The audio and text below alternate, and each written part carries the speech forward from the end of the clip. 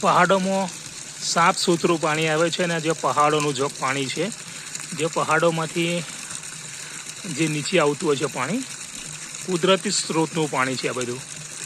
અને આ જે રીતે પહાડોમાંથી પાણી આવે છે એ પાણીને નીચે આ રીતે થોડો બેઝ આપી અને આ રીતે પાઇપ લગાવી અને આ પાણીનો ઉપયોગમાં લેવામાં આવતું હોય છે. જો આ પાણી છે પીવામાં દરેક જગ્યાએ યુઝ થતું હોય છે, ચોખ્ખું જ પાણી હોય છે.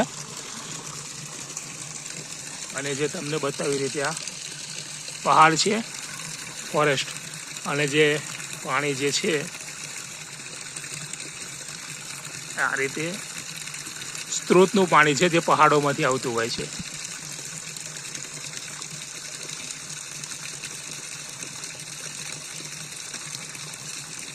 ધીરે ધીરે જે પાણી નીચે આવે છે આ, અને નીચે આવીને આ સીધું જ